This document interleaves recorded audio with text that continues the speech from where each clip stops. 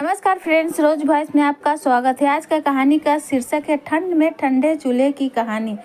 राम खाना खाकर थोड़ी देर धूप में बैठा ही था कि ठेकेदार ने उसे देख लिया। वह गुस्से में राम के पास आया। उसे देखकर राम उठकर ईंटें उठाने को चल दिया। तभी ठेकेदार बोला, कहाँ जा रहा है वे? कब से आराम फरमा रहा है, अब मुझे देखकर काम पर लग गया। राम सकपक्का रह गया। वह बोला, नहीं मालिक, बस अभी खाना खाकर 2 मिनट धूप में बैठा था, बहुत ठंड है। ठेकेदार ने उसे घूरते हुए कहा, अगर धूप ही सेकनी है तो घर जाकर सेक, यहाँ काम करने आता है या धूप सेकने? तेरे आधे दिन के पैसे काटूंगा। राम को बहुत गुस्सा आया, लेकिन अपने परिवार के बारे में सोचकर वह मालिक बोला, मालिक ऐसा जुल्म न करो, बच्चे भूखे मर जाएंगे। ठेकेदार को और गुस्सा आ गया। अबे, मैंने तेरे बच्चों का ठेका लेकर रखा है, कल के मरते आज मर जाएं। अब पानी सिर के ऊपर हो चुका था। राम ने इधर उधर देखा। उसके साथ के सारे मजदूर अपने अपने काम में लगे थे, जैसे किसी ने कुछ सुना ही न हो। राम बोला, मेरे बच्चों के बारे में कुछ मत बोल, नहीं तो यही ईंट तेरे सिर पर मार दूंगा। चल, मैं काम नहीं करता, ला मेरा हिसाब कर, आधे दिन के पैसे दे। ठेकेदार बोला, अच्छा, मुझे धमकी देता है? जा, भाग जा, नहीं देता पैसे, जो करना है कर ले। राम को अपनी गलती का एहसास हो गया। अगर पैसे नहीं मिले तो घर में चूल्हा कैसे जलेगा? राम ने कहा, मुझे माफ़ कर दो, पर आधे दिन के पैसे तो दे दो। लेकिन ठेकेदार अपनी बात पर अड़ा था। राम बहुत गिड़गिड़ाया, लेकिन ठेकेदार ने उसे एक पैसा भी नहीं दिया। वह थक हार कर वापस घर की ओर चल दिया। शहर के बाहर एक छोटी सी झोपड़ी में उसकी पत्नी लाजो और उसकी बेटी कंतो रहते थे। आज जब वह घर पहुंचा तो लाजो ने पूछा, क्या हुआ? बहुत परेशान हो और इतनी जल्दी काम पे से कैसे आ गए? राम ने कुछ नहीं कहा, बस वह इतना बोला, काम खत्म हो गया, कल से कहीं और काम देखना पड़ेगा। वह बाहर पड़ी टूटी सी खाट को धूप में सिरका कर लेट गया। पास ही में कंतो खेल रही थी। जब उसका ध्यान अपने पिता पर गया तो वह उनके पास आई। बापू, तुमने कहा था कल बाजार चलेंगे, आज मैं भी आपके साथ चलूंगी।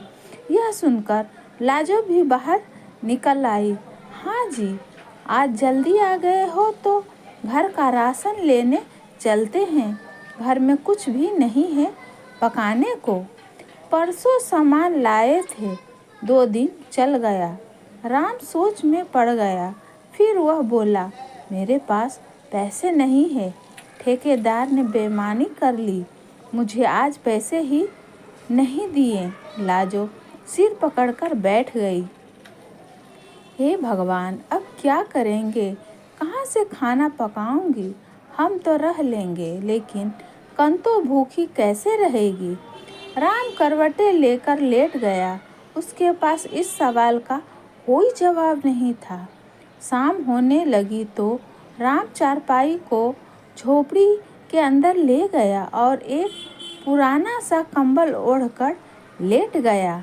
लाजो बाहर बैठी थी। कुछ देर बाद वह कंतो को घर का ध्यान रख यह बोलकर कहीं चल दी। पास ही में उसकी एक सहेली रहती थी। वह उसकी झोपड़ी के पास पहुंची तो वह बाहर ही मिल गई। लाजो बोली, बहन, थोड़ी सी मदद कर दो, आज उनका काम छूट गया। ठेकेदार ने पैसे भी नहीं दिया। घर में खाने को कुछ नहीं है, बच्ची के लिए थोड़ा सा खाना दे दो। सरिता बोली, अरे बहन कोई बात नहीं, तुम राशन ले जाओ, जो जो सामान चाहिए ले जाओ, पका लेना और सब खा लेना। लाजो बोली, नहीं बहन, बस कंतों के लिए दे दो, हम तो भूखे भी रह लेंगे। सरिता बोली, बहन कब तक भूखे रहोगी, अब पता नहीं तेरे आदमी को काम कब मिले, उससे कह जरा दिमाग ठंडा रखे, नहीं तो रोज चूल्हा ठंडा रहेगा। लाजो को बहुत बुरा लगा, बहन ऐसी क्या बात हो गई तो तुम ऐसी बोल रही हो। सरिता ने राशन का सामान एक थैले में डाला और थैला लाजो को पकड़ाते हुए बोली, बहन मैं तेरी सहेली हूँ, मेरी बात का बुरा मत मानो। आज तेरे आदमी ने ठेकेदार से लड़ाई कर ली, उसे ईंट मारने की धमकी दी, तभी उसने उसे भगा दिया। मेरे आदमी ने बताया वहाँ काम खत्म नहीं हुआ है। लाजो वहीं बैठ गई, हे भगवान अब क्या होगा, ये तो कह रहे थे काम खत्म हो गया। मैंने सोचा ठेकेदार सारे मजदूरों को कहीं और लगवा देगा। सरिता बोली, बहन हम गरीब लोग हैं, हमें तो सबकी सुननी पड़ती है। ठेकेदार मेरे आदमी को भी रोज गाली देता है, लेकिन सब सुनना पड़ता है। लाजो कुछ नहीं बोली, राशन लेकर सीधे घर आ गई। आज उसे अपने पति पर बहुत गुस्सा आ रहा था। उसने खाना बनाया और राम से कहा, चलो खाना खा लो। राम उठकर बैठ गया और बोला, राशन कहाँ से आया, तू तो कह रही थी घर में कुछ नहीं है। लाजो को गुस्सा और तेज हो गया, वह बोली, भीख मांगकर लाई हूँ, तुम तो लोगों के ईंट मारो, मुझे तो अपनी बच्ची के लिए भीख मांगनी पड़ेगी, सरिता से मांगकर लाई हूँ। राम को भी गुस्सा आ गया, वह बोला, कोई मेरी बच्ची को मरने के लिए बोलेगा तो उसका सिर फाड़ दूंगा। लाजो ने यह सुना तो वह पूछने लगी कि क्या बात थी। राम ने सारी बात बताई तो वह बोली, चलो छोड़ो, कल किसी दूसरे ठेकेदार के पास जाकर काम की बात कर लेना। आज का काम तो चल गया, लेकिन कल क्या होगा। राम की आंखें से आंसू बह रहे थे, वह अपनी लाचारी और गरीबी पर बहुत शर्मिंदा था। लाजो उसे समझा रही थी।